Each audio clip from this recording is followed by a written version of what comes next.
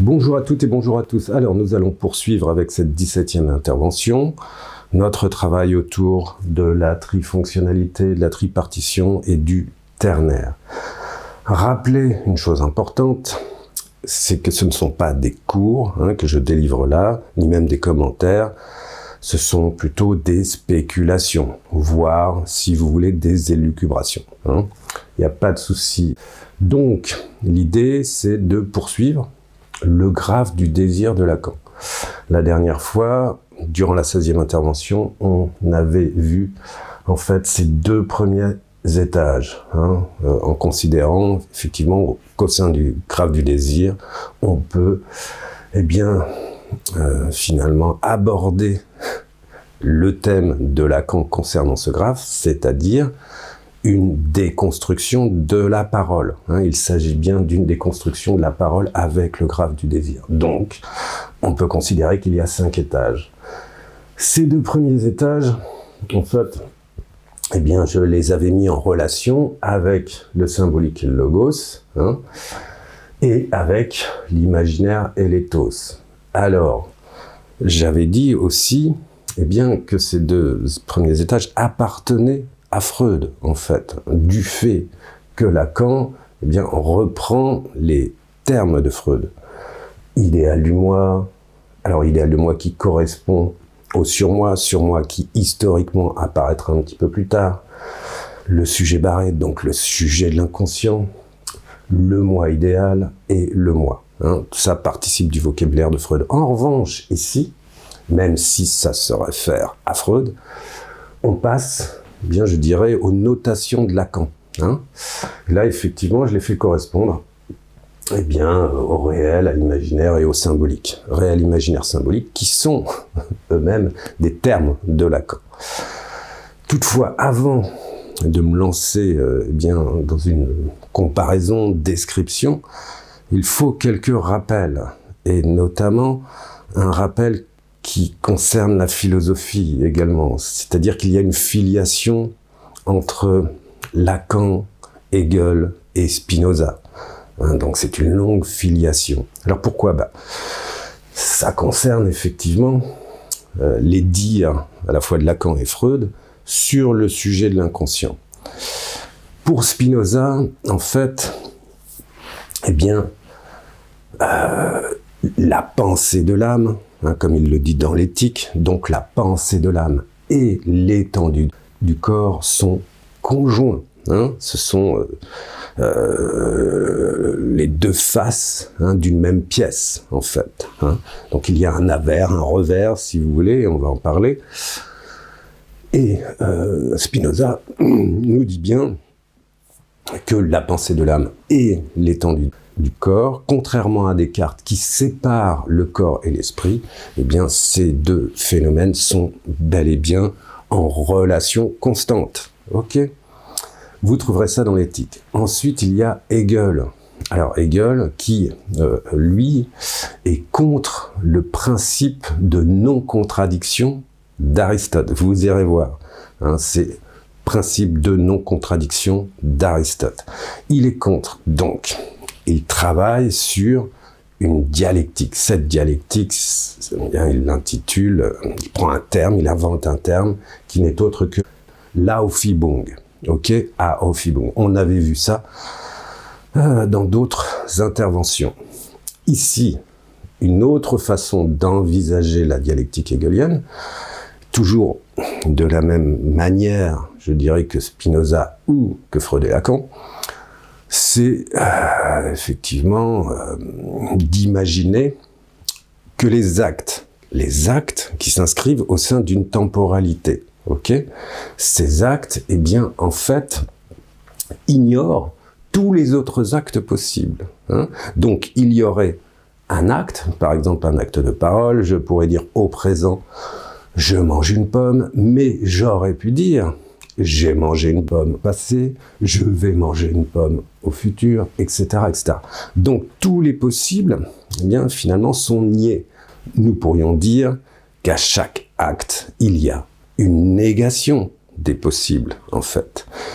Ici, pour illustrer, je vais vous citer une phrase de Xavier Tillet. Alors, cette phrase, enfin, non pas cette phrase, cette citation, est tirée de La logique de la science-fiction de Hegel à Philippe Cadic, livre écrit par Jean-Clé Martin. Et on trouve une citation de Xavier Tillet tirée de L'absolu et la philosophie.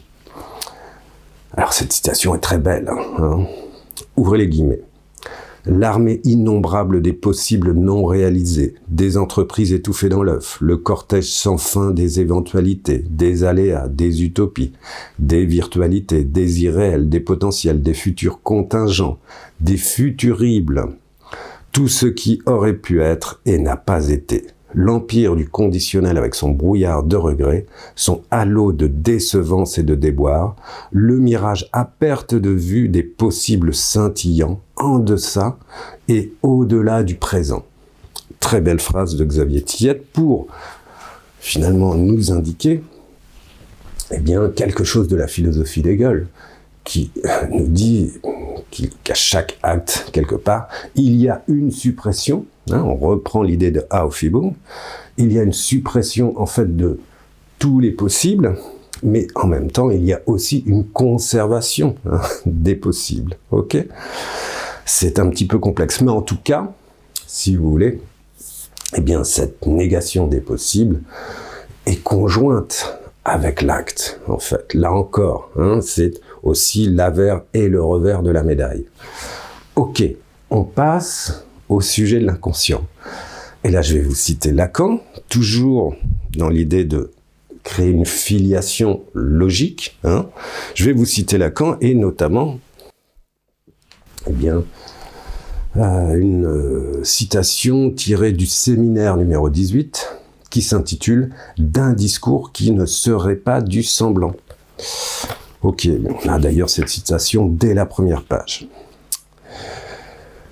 Vous savez en effet l'importance qui est accordée, dès son émission par Freud, à la théorie de la double inscription, et l'accent qui y est mis. C'est poser la question d'un endroit et d'un envers.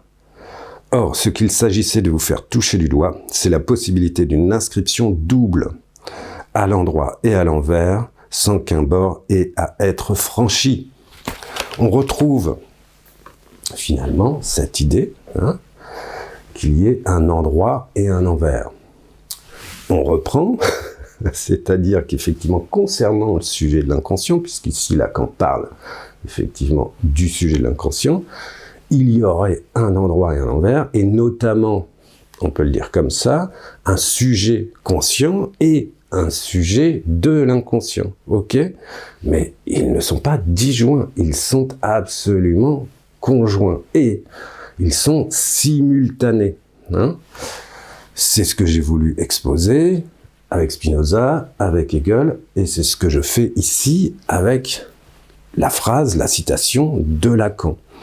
Alors qu'est-ce que ça veut dire ? Ça veut dire que le sujet de l'inconscient, en fait, est présent continuellement. Il n'est pas seulement présent lorsqu'on s'endort en lieu et place des rêves, en fait. L'inconscient est là, tout le temps, et notamment, nous concernant être humain, puisque ça concerne effectivement uniquement l'être humain. Alors pourquoi je dis ça ? Parce que Lacan, on va commencer à travailler sur le graphe du désir, et notamment sur les apports de Lacan. Lacan nous dit l'inconscient est structuré comme un langage. Qu'est-ce que ça veut dire ? Ça veut dire qu'il n'y a pas d'inconscient sans langage. Donc, le langage est effectivement, le langage articulé du moins, est effectivement propre à l'humanité. Donc, effectivement, le symbolique, qui va générer finalement un sujet de l'inconscient, cet inconscient finalement ne peut exister sans langage. Du moins, il ne peut pas se révéler sans passer finalement par le langage. C'est la raison pour laquelle Lacan, les apports de Lacan, si vous voulez, vont être quelque part plus techniques que Freud. Pour Freud, effectivement, il s'agit au sens propre comme au sens figuré, de délivrer des messages, hein, et donc de déchiffrer des énigmes, les énigmes du sujet de l'inconscient finalement. Alors, en psychanalyse, c'est aussi la même chose, mais, ou du moins pour Lacan, c'est aussi la même chose, mais si vous voulez, Lacan va l'envisager de manière, bien, plus technique. Il va s'appuyer, finalement, sur les sciences du langage, et donc il va s'appuyer sur le pionnier Ferdinand de Saussure, comme il va s'appuyer à son époque sur Roman Jakobson, donc sur des linguistes. À partir de là, il va élaborer une construction que je dis plus technique que Freud en fait. Donc, on arrive justement, toujours dans l'idée que c'est une déconstruction de la parole, on arrive à ce premier stade, avec une note importante, c'est que cette déconstruction de la parole, elle se réfère à un contexte. Et c'est le contexte, effectivement, de la cure. C'est-à-dire qu'ici, c'est la déconstruction de la parole d'un analysant. Un analysant, donc, quelqu'un qui est allongé sur un divan, qui blablate, avec un analyste qui est à l'écoute et qui, d'après Freud, doit avoir une écoute flottante. Donc, il y a un contexte, et ce contexte aussi concerne la formation des psychanalystes, tout simplement. On parle ici du graphe du désir, on parle de psychanalyse, ok ? Donc, déconstruction de la parole, et ici, vous voyez qu'il y a le mot énoncé. Donc, il y a le mot énoncé, mais il y a aussi deux notations. Le grand autre, le grand A, et ici le signifié du grand autre. On a dit, qu'on parlerait de linguistique. Donc ici, vous voyez, il y a le signifié. Le grand autre, qu'est-ce que c'est ? Le grand autre, pour Lacan, c'est le trésor des signifiants. Le trésor des signifiants, concerne la voix, et concerne effectivement tous les trésors de la langue française finalement, en termes non pas spécifiquement d'énoncé ici, mais en termes d'énonciation. Alors qu'est-ce que ça veut dire ? Trésor des signifiants. On a le mot signifiant. Donc on peut comparer le mot signifiant et le mot signifié. Ici, ça concerne typiquement la linguistique, puisque le signifié, c'est la signification commune d'un mot. Je vous dis le mot pomme, vous comprenez ce que veut dire le mot pomme. En revanche, il y a des manières de dire le mot pomme, et donc il y a aussi la forme sonore du mot. Ok. Donc d'un côté la signification commune, de l'autre côté, la forme sonore du mot. Et Lacan va massivement s'appuyer sur le signifiant. C'est ça qui intéresse Lacan en fait. Donc ce signifiant, je rappelle, qui appartiendrait au grand autre, trésor du signifiant, mais aussi à la voix, donc forme sonore du mot, qui se référait à la voix. Ici, il y a un énoncé de produit par l'analysant qui se référait au sujet de l'inconscient de l'analysant, évidemment, et cet énoncé, va produire un message. Alors ici, ce message, c'est un signifié, mais c'est un signifié du grand autre. Donc c'est aussi un signifiant, en fait. Donc, un signifiant, effectivement, mais qui appartient au sujet de l'inconscient, de l'analysant. Ok ? Donc, je reprends ici, on a le trésor des signifiants. Donc, les signifiants, forme sonore du mot. Et ici, on a le message, finalement, du sujet de l'inconscient, de l'analysant. C'est ça qu'il faut bien comprendre. C'est une nuance importante, puisque pour le psychanalyste qui est à l'écoute, il s'agit de comprendre, en fait, de quel message il s'agit et d'où viendrait, je le mets au conditionnel, cette voix, en fait. D'où viendrait ce message ? Est-ce que ce message, on revient à l'idéal de moi sur moi, est-ce que ce message serait celui d'un commandement, d'un ordre, d'une interdiction, hein, ou est-ce que ce message est vraiment propre au sujet, au sujet, on va dire conscient, qui est allongé sur un divan. Et c'est justement là le problème.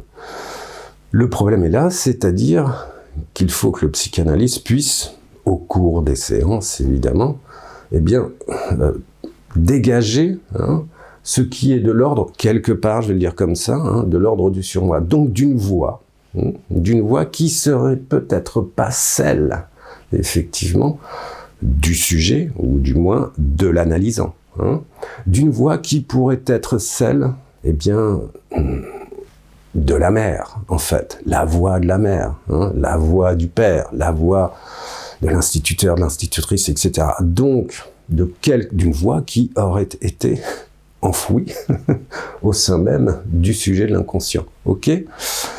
Alors, ici, effectivement, la distinction se fait techniquement entre le fait qu'il y ait un langage commun, tout simplement, des significations communes et un en deçà ou un au-delà du langage. Mais cet en deçà et cet au-delà du langage passe, s'entend par le biais de signifiants. Ok, je vais prendre un exemple. Je vais prendre un exemple pour que ça soit un petit peu plus clair. Alors, j'ai lu ça dans différents textes qui concernent en fait des cas. Et là, c'est un psychiatre en fait qui accueille un enfant et qui est un enfant un petit peu perturbé apparemment puisqu'il casse tout autour de lui. Donc, sa mère, sa grand-mère l'emmène chez ce psychiatre, psychanalyste et demande des soins. Et suite à plusieurs séances, le psychanalyste s'aperçoit qu'il y a un signifiant. Alors, on pourrait peut-être dire un signifiant maître. Pourquoi ? Parce que l'enfant entend de la part de la mère et de la grand-mère que son père est un vaurien. Alors, pourquoi son père est un vaurien ? Parce qu'il est en prison, et effectivement, mère et grand-mère le considèrent comme un bon à rien, comme un moins que rien, comme une mauvaise personne, etc., etc. Donc l'enfant entend ça régulièrement. Ton père est un vaurien. Et l'enfant, en fait, alors le psy s'aperçoit au bout de plusieurs séances, comprend ce mot, vaurien, qui pour nous, fait sens, comprend ce mot de manière différente. En fait, il entend le mot vaurien comme ça ne vaut rien. Donc, comme ça ne vaut rien, comme son père ne vaut rien. Alors, évidemment, sans doute est-ce pour lui une forme de défense, mais on ne va pas interpréter. Ça ne vaut rien, donc si ça ne vaut rien, il casse tout autour de lui. Il y a une logique, en fait. Donc, la compréhension concernant, un signifiant, ou un mot, ce mot, en fait, dans la tête du petit bonhomme, se transforme en « ça ne vaut rien ». Et à partir de là, il y a acte. Et donc, ce qui est intéressant ici, c'est que, finalement, le sujet va s'approprier, en fait, un mot, mais sous la forme d'un signifiant qu'il va transformer. Et ensuite, il y aura acte, en fait. Donc, quelque part, il déporte, en fait, le message, ou du moins, il l'ignore, il l'exclut, il en fait autre chose. Ok. Donc ça, c'est pour vous faire comprendre l'importance, en fait, du signifiant. Et l'importance du signifiant en relation au sujet de l'inconscient. Alors, je vous disais la voix de la mère, la voix du père, etc. En fait, lorsqu'on est enfant, et comme ce petit bonhomme d'ailleurs, lorsqu'on est enfant, on entend des voix. Alors, ces voix, principalement, ces voix, ce sont celles de la mère et du père, très clairement. Et pour nous, en fait, lorsque nous sommes enfants, père et mère sont des êtres divins qui, finalement, nous protègent Eh bien, la mère nous donne le sein, il y a un aspect fusionnel, etc. Nous sommes très fragiles, et donc, père et mère sont des dieux, en fait. Alors Lacan nous dit justement, par rapport au grand hôte, par rapport au trésor des signifiants, eh bien que le grand hôte, ça peut être aussi, du moins à une certaine époque, ce pouvait être la voix de Dieu. Donc, une voix qui en impose, qui s'impose en fait à l'enfant et qui va, eh bien, je dirais, encoder, engrammer, qui va laisser des empreintes en fait, eh bien, dans le cerveau de l'enfant, tout simplement.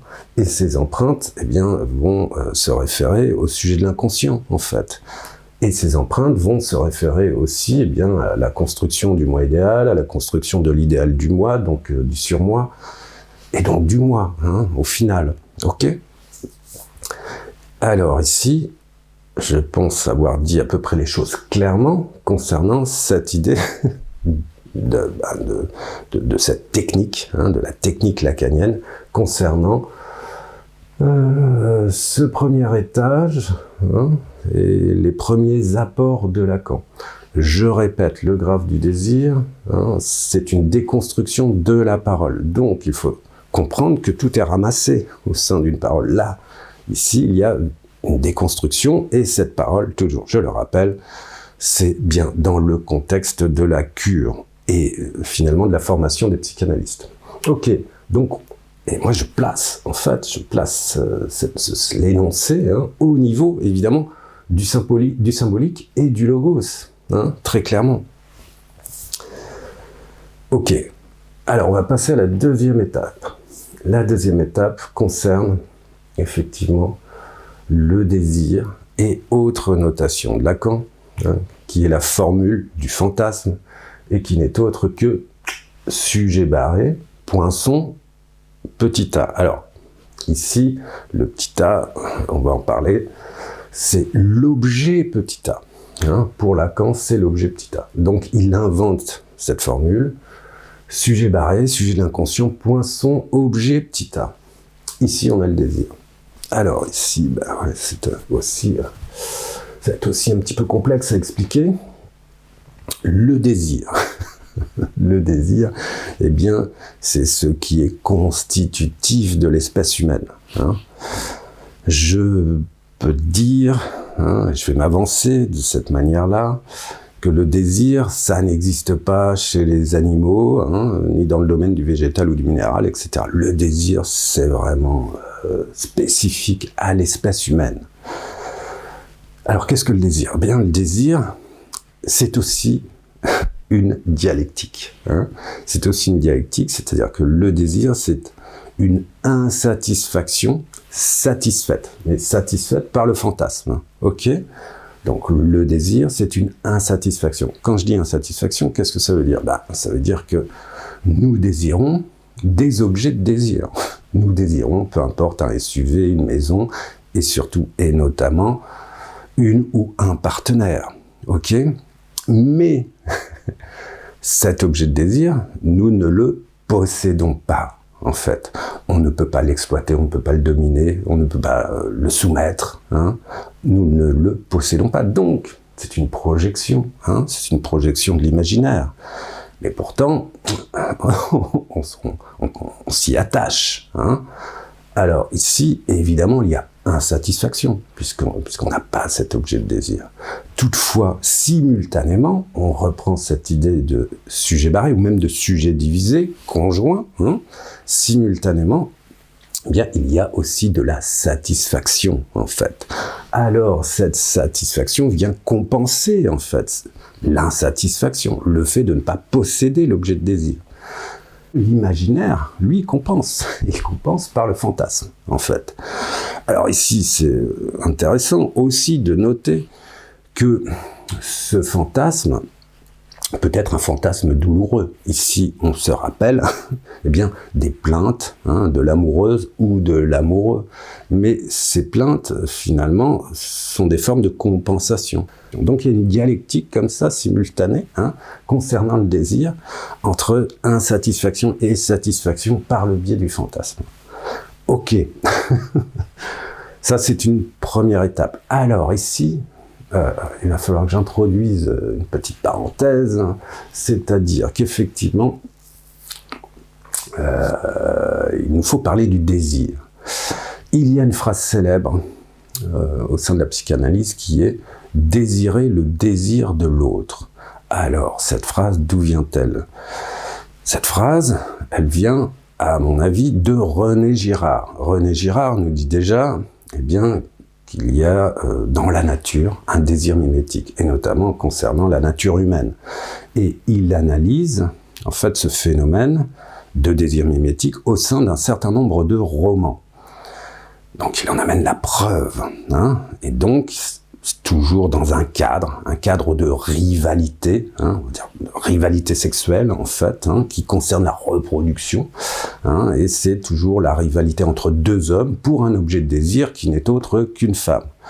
Et dans la nature, on a ce même genre de choses avec les animaux, hein, concernant eh bien la reproduction, hein, voilà, il y a deux mâles, hein, rivaux, qui désirent les faveurs d'une femelle. Toutefois, eh bien, il y a un vainqueur et un vaincu. Le truc, c'est que dans le monde animal, eh bien, si vous voulez, le vaincu laisse tomber, hein. Il ne va pas insister, si vous voulez, auprès de l'autre mâle, hein, qui a finalement eu les faveurs de la femelle, hein, si vous voulez. Ah, donc ça nous dit quelque chose de très important, c'est-à-dire qu'effectivement, dans la nature, il y a un désir mimétique, sans aucun doute, mais il n'y a pas de désir au sens d'un ressassement. Je vous dis que dans la nature, effectivement, les animaux, hein, entre vainqueur et vaincu, le vaincu laisse tomber. En revanche, concernant la nature humaine, hein, concernant eh bien, les rivalités entre hommes, ce en regard d'un objet de désir, le vaincu ne lâche pas l'affaire. Donc, ici, par le biais, finalement, de l'imaginaire, par le biais du langage, si vous voulez, un ressassement, le ressassement est possible. Donc, qu'est-ce que ça veut dire? Eh bien, ça veut dire qu'effectivement, par le biais du langage, qui nous propose une étendue, en fait, entre présent, passé, futur, hein, et par le biais de l'imaginaire, les personnes peuvent se fixer, en fait, et ne pas lâcher l'affaire, justement, hein. Et donc, ressasser. Et donc, le désir, c'est ça, hein, ça concerne aussi le ressassement, cette capacité que nous avons à ressasser. Et ça, c'est quelque chose, c'est un phénomène quand même assez extraordinaire. Alors Lacan, si je ne m'abuse, nous parle de la fiction. Alors, fiction ici, hein, avec Lacan, c'est toujours un petit peu compliqué. Le mot fiction s'écrit F-I-X-I-O-N. Donc, il mélange, en fait, eh bien, la fiction d'un côté, hein, les récits, etc., la fiction et la fixation. Donc, il mêle les deux.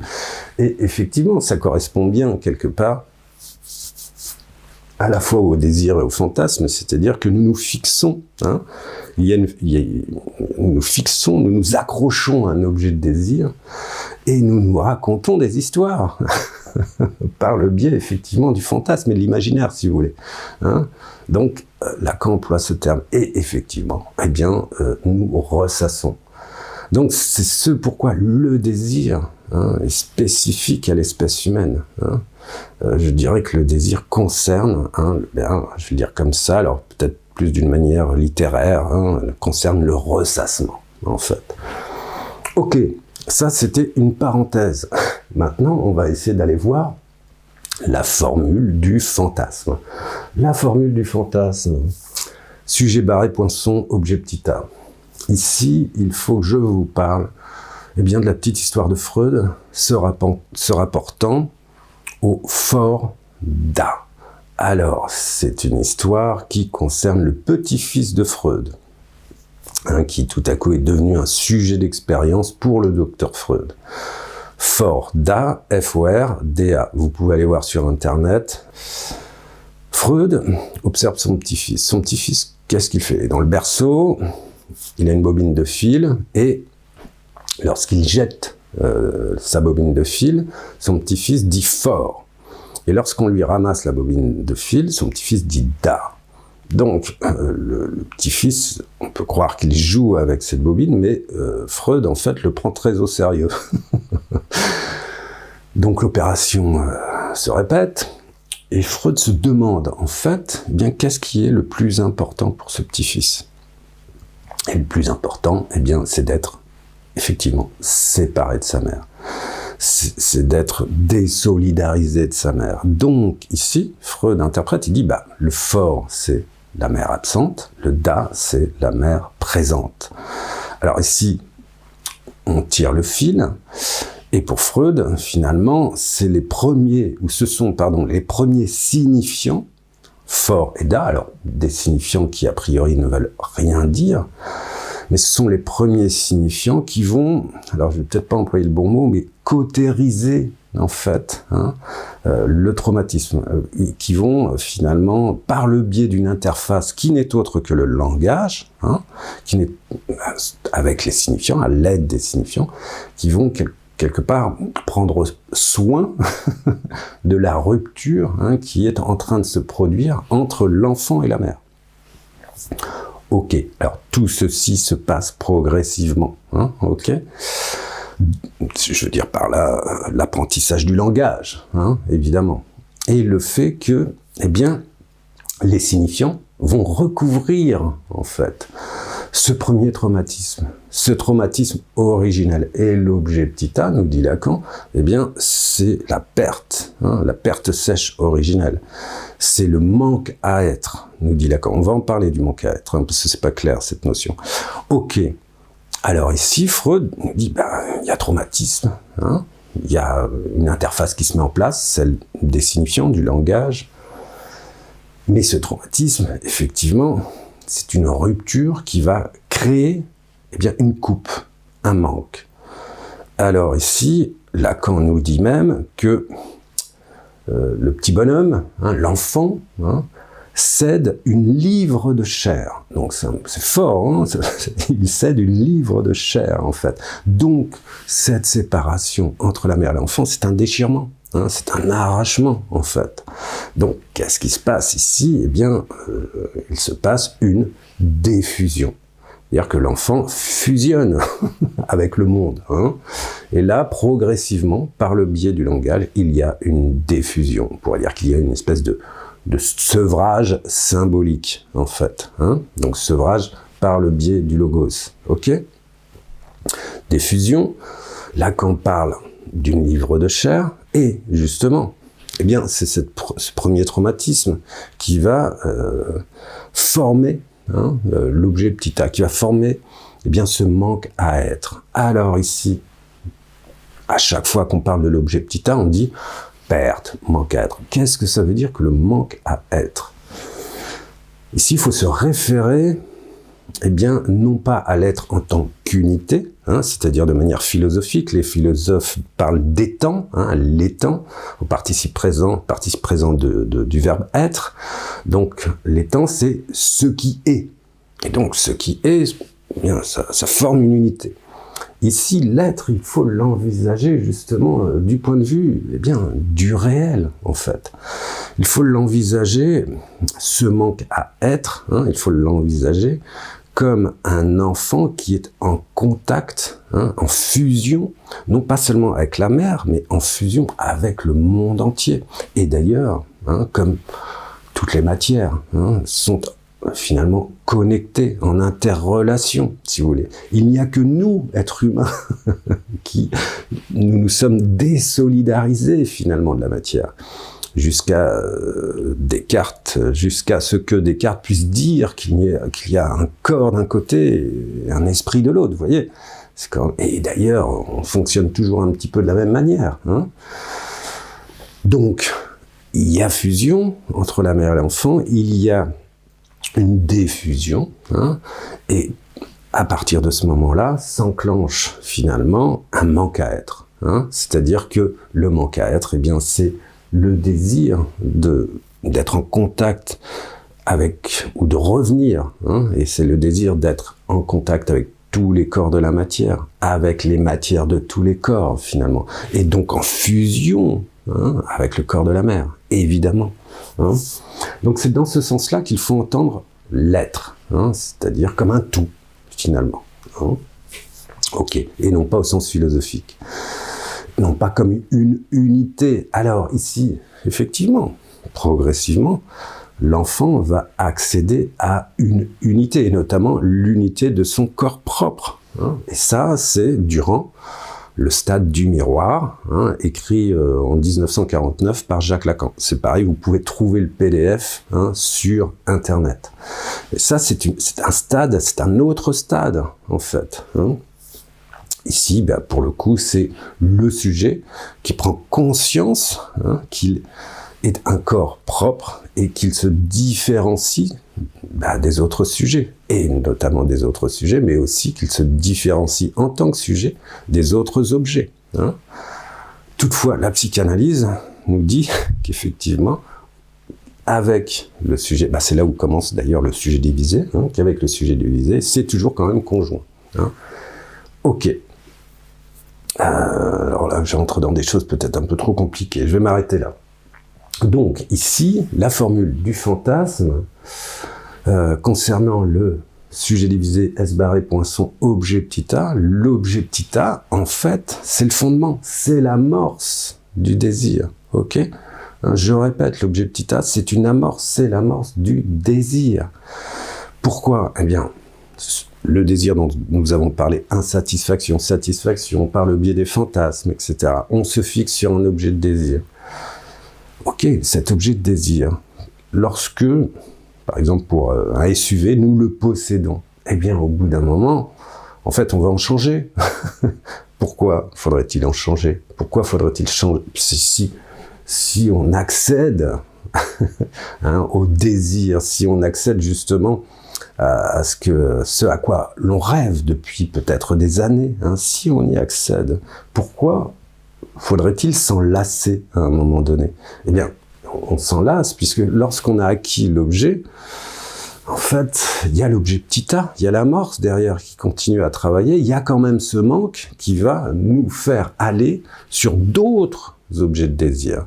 Donc le désir, en fait, c'est une boucle, c'est continuel. Alors à la fois, c'est une dialectique, c'est-à-dire qu'effectivement, satisfaction, insatisfaction, mais en même temps, il y a une amorce, comme une clé qui constamment redémarrerait ce moteur qui n'est autre que le désir, en fait.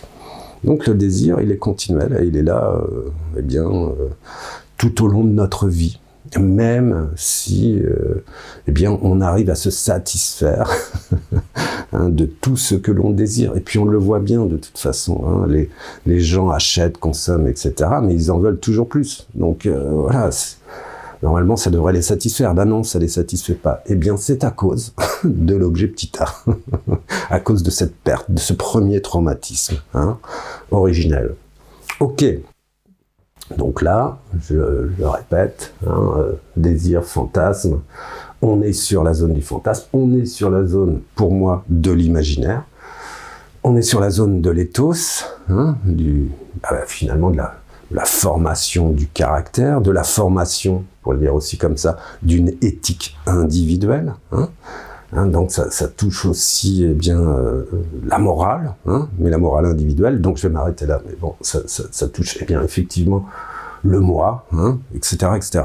Formation du moi, la manière dont on se représente soi, en fait, et ce, en relation à nos désirs. Ok. Deuxième stade. Troisième stade, alors, là, on va passer finalement de l'énoncé à l'énonciation. Troisième stade, c'est la pulsion. La pulsion, donc sujet barré, poinçon, demande. Sujet barré, poinçon, demande, et ici signifiant du grand O de barré. On va en parler de ces deux notations. Alors ça, c'est la notation de la pulsion. Sujet barré, poinçon, demande. Ça concerne le pathos. Ah mince, j'ai oublié de vous parler d'une autre manière d'envisager le désir, et c'est important. Donc je reviens un petit peu, on va y revenir, hein. On reste au deuxième étage. Le deuxième étage, ça concerne en fait, eh bien, une anecdote. Je suis sur mon lieu de travail, puisque l'idée c'est de vous donner des exemples, hein. Je suis sur mon lieu de travail durant la pause déjeuner, et là j'entends dans la rue, hein, une petite fille qui crie « Je veux une glace ». Je veux un pain au chocolat, je veux un tour de manège. Et on l'entend, cette petite fille. Cette petite fille et sa mère arrivent à ma hauteur, et sa mère semble se rappeler qu'il y a un musée à côté. Et sa mère lui dit, on va au musée.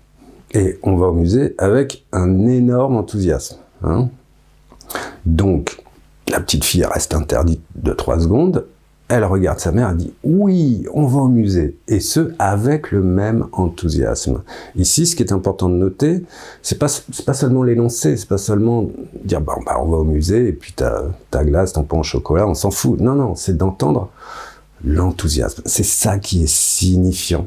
Et c'est ça qui passe, en fait, hein. C'est tout à coup, le désir de la mère, eh bien, on va dire, s'exprime.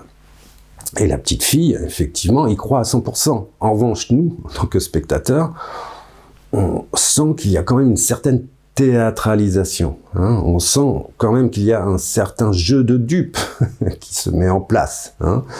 C'est-à-dire que quelque part, c'est pour détourner l'attention de la petite fille, hein, pour la faire aller véritablement dans un endroit qui sied, hein, en fait, à sa mère. Mais la question, c'est: est-ce véritablement le désir de sa mère? Ici, c'est assez important, puisque la petite fille, en fait, lorsqu'elle demande une glace, un pain au chocolat, un tour de manège, en fait, elle va à la pêche. Ce qu'elle veut, c'est pouvoir s'identifier, au désir de la mère. Et quelque part, ce qu'elle veut, c'est pouvoir s'identifier au signifiant, hein, donc à l'enthousiasme, hein. Alors Lacan nous dit dans ses écrits déjà que le signifiant, ce n'est pas seulement un énoncé, hein, c'est aussi des comportements, des gestes, des mimiques, hein, des expressions, hein. Donc ce qui est signifiant, le signifiant, il faut l'entendre comme ça, hein, aussi. Donc cette petite fille, en fait, adhère totalement au désir de la mère. Et elle y adhère bien parce qu'elle désire s'identifier, hein. Elle désire en connaître quelque chose du désir de la mère. Et qu'est-ce qu'on retrouve? On retrouve cette fameuse phrase de la psychanalyse, hein, je dirais via René Girard, le sujet désire le désir de l'autre. Et là, la petite fille désire le désir de la mère. Pourquoi? Justement, on vient de parler de l'objet petit a, pour refusionner, hein, justement pour s'identifier, justement pour obtenir, avoir l'amour inconditionnel et éternel de sa mère, en fait, hein. C'est pour ça que je vous dis que finalement la diffusion, hein, se passe progressivement, en fait, hein, durant l'apprentissage, en fait, hein, ou durant, comme nous dit Lacan, durant la colonisation du langage, hein.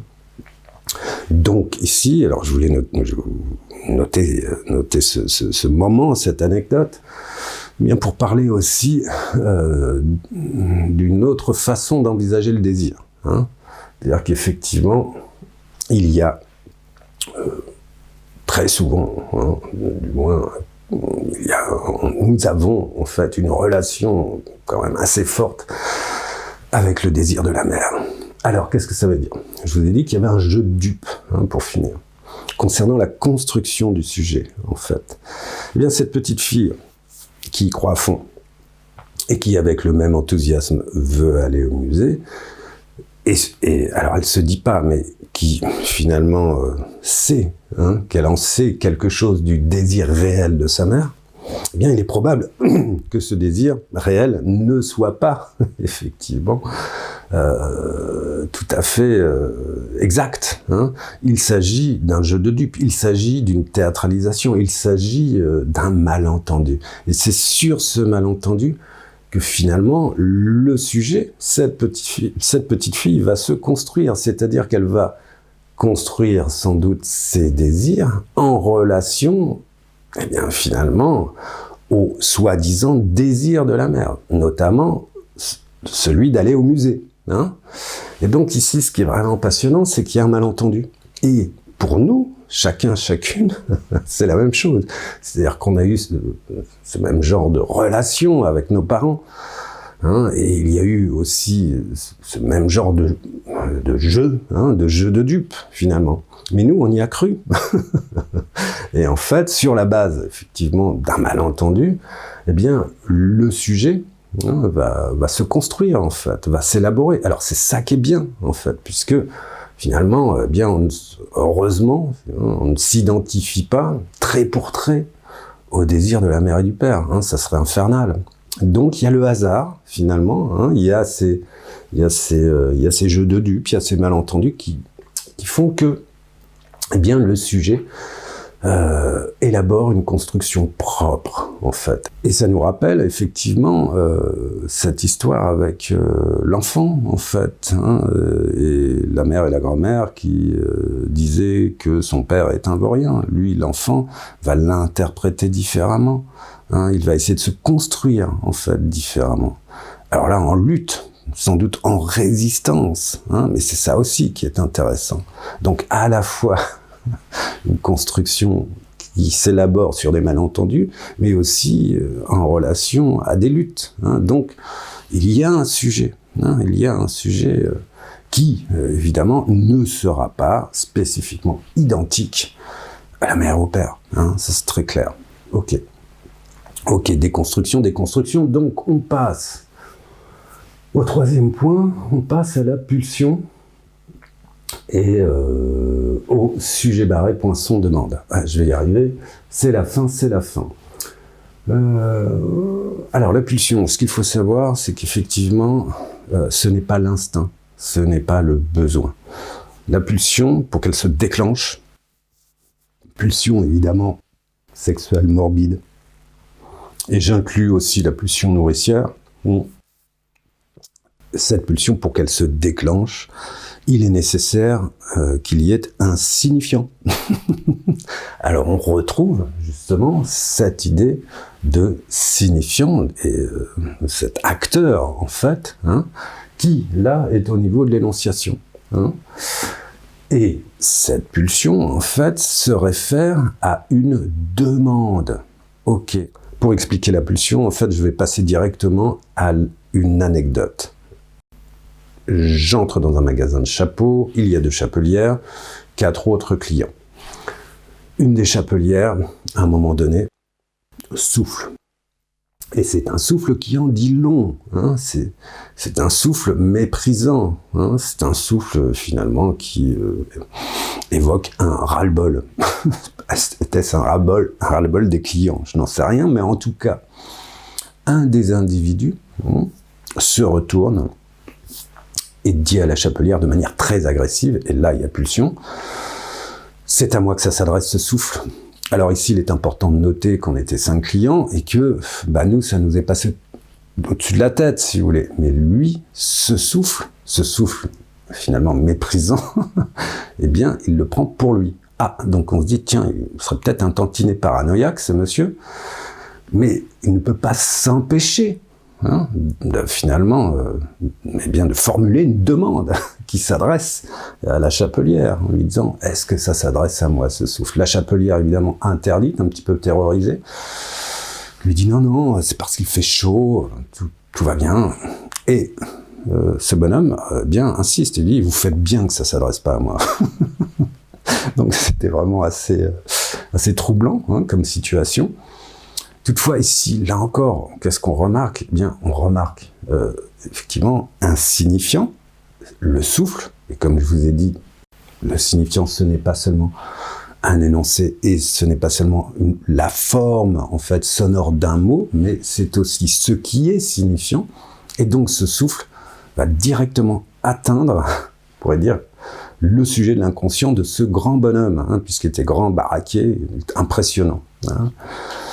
Ça le touche directement, et effectivement, il formule une demande. Mais cette demande, ici, eh bien, en psychanalyse, on inverse souvent, cette demande, c'est peut-être pas, finalement, une demande qui s'adresse à la chapelière. Peut-être que c'est une demande qui s'adresse justement au désir, et notamment au désir de la mère, et notamment donc au désir et à l'insatisfaction de sa mère, puisque si ce signifiant, si le souffle de cette chapelière le touche, c'est que ça lui rappelle bien quelque chose au bonhomme. Ça lui rappelle bien quelque chose, et ça lui rappellerait bien peut-être le souffle méprisant de sa mère, en fait. C'est une interprétation de ma part, mais bon, elle ne me paraît pas complètement idiote. Donc ici, il y a pulsion, déclenchement de la pulsion, suite à un signifiant, on est d'accord, hein, donc c'est pas lié à un besoin, c'est pas lié à un instinct, c'est lié vraiment à une énergie, hein, une pulsion là ici morbide pour le coup. Mais ce bonhomme, cette demande qu'il adresse à cette chapelière, c'est aussi une autre demande, sans aucun doute. Cette autre demande, si on la réfère aussi eh bien, au désir, hein, à l'insatisfaction de sa mère ou de son père, peu importe, hein, eh bien c'est sans doute « arrête de me faire souffrir » lorsqu'il s'adresse à cette chapelière. Hein. Je ne supporte pas ce souffle. Hein. Arrêtez de me faire souffrir. Donc là, ici, c'est quand même assez... Enfin, cette anecdote, en tout cas, voilà, peut illustrer, hein, peut-être une des illustrations, finalement, eh bien, de la pulsion, de la demande, d'un déclenchement comme ça, hein, agressif, finalement. Ok, donc là, on a la pulsion. Et ben, qu'est-ce que va produire cette pulsion, hein, en termes de demande, effectivement? Ça va produire du signifiant du grand taux de Barré. Signifiant du grand taux de Barré, pour Lacan, eh bien, c'est la jouissance. Hein. Alors, 2-3 mots sur la jouissance. La jouissance, chez Lacan, ce n'est pas l'orgasme. Hein. Alors pareil, là encore, on a une définition commune d'un mot, jouissance, mais ce n'est pas, disons, seulement l'orgasme. C'est aussi beaucoup, c'est aussi beaucoup de souffrance. Pathos, hein, on est sur la zone du réel, hein, le pathos, c'est les affects de l'âme. Hein, mais on tire du mot pathos le mot pathologie, hein, on tire même le mot pathétique. Hein, donc c'est en relation aussi eh bien, à des expressions du corps, en fait. Alors, pour le coup, on pourrait même dire au-delà du corps, hein, puisqu'il n'y a plus de maîtrise, là, pour le coup. Hein, c'est une expression, une densité, une énergie. Hein, et ce référent, pour Lacan, à la jouissance. Donc, ce référent, non pas au plaisir, mais se référent simultanément, en fait. Et là encore, on retrouve la dialectique, hein, qui se réfère simultanément au plaisir et au déplaisir. Hein, c'est ça qu'il faut entendre avec le mot jouissance. Et effectivement, si on reprend l'exemple de ce bonhomme agressif, intentiné paranoïaque, eh bien, ce qui va être produit, c'est un signifiant. Mais c'est un signifiant eh bien, qui, finalement, n'a pas de traduction. C'est pour ça que le grand autre est barré. Hein. Alors, effectivement, c'est contradictoire, hein, puisque si c'est un signifiant, logiquement, il devrait faire sens. Mais apparemment, le grand autre est barré. Donc, il ne prend pas ce chemin, en fait. Donc ici, eh bien, c'est l'expression... Alors, on pourrait le dire comme ça, d'un signifiant pur, en gros, ou du moins l'expression bien d'une douleur, en fait, hein, d'une douleur, puisque Lacan nous dit aussi de la jouissance, que la jouissance, ça ne parle pas. Hein. Donc, alors, qu'est-ce qu'on peut en conclure? Eh bien, on peut dire que ça s'exprime, en fait, mais que finalement, ça ne parle pas, ça n'énonce pas. Hein. On est du côté de l'énonciation. Et ici, il faut faire une distinction, justement, entre l'énoncé et l'énonciation. Hein. L'énoncé, c'est le sujet grammatical. Hein. C'est le sujet verbe, complément, c'est a priori le sens commun, excepté dans le cadre du graphe du désir, effectivement. Et l'énonciation, eh bien, pour le coup, c'est l'expression. Hein. C'est la manière, en fait, de parler, hein. La manière de s'exprimer. C'est pas la même chose, en fait. Mais les deux, là encore, on retrouve cette simultanéité. Les deux étages, là, sont l'un sur l'autre, en fait. Hein, je vous ai dit que c'était une déconstruction de la parole. Mais cette parole, enfin, cette parole déconstruite, du moins, et tous les éléments de la déconstruction ne font qu'un. Hein. Là, ça forme l'unité de la parole, finalement, entre énoncé et énonciation. Alors, qu'est-ce qu'on retrouve aussi, hein, c'est peut-être un doublé comme ça. Hein. On retrouve finalement, eh bien, ici, une espèce de signifiant, mais qu'on pourrait qualifier peut-être de pur, hein, et puis ici, avec l'énonciation, et puis ici, eh bien, l'énoncé, hein, sujet grammatical, hein, le sens commun, etc. Mais ici, effectivement, toujours en regard du graphe du désir. Donc c'est un sens, eh bien, qu'on va essayer de tirer, hein, du sujet de l'inconscient, et donc qu'on va essayer de déchiffrer. Hein, évidemment, on va essayer justement de délivrer un message, hein, au sens propre comme au sens figuré. Et ce, dans le cadre de la cure, en relation avec un analyste et un analysant. Je le répète pour que, effectivement, il n'y ait pas trop de confusion. Toutefois, moi, ce qui m'intéresse ici, effectivement, c'est qu'avec le ternaire, on a toujours et encore la possibilité de rendre un petit peu plus clair, en fait, des formulations extrêmement complexes. Là, pour le coup, le graphe du désir, c'est assez complexe. Et on retrouve, surtout, on retrouve le logos, l'éthos, le pathos, tout ça s'enchaîne de manière, alors c'est cousu de fil blanc, bien entendu, mais c'est quand même une belle structure, si vous voulez. Donc voilà. Ok. Eh bien, je vais m'arrêter là et je vous dis merci, à la prochaine fois.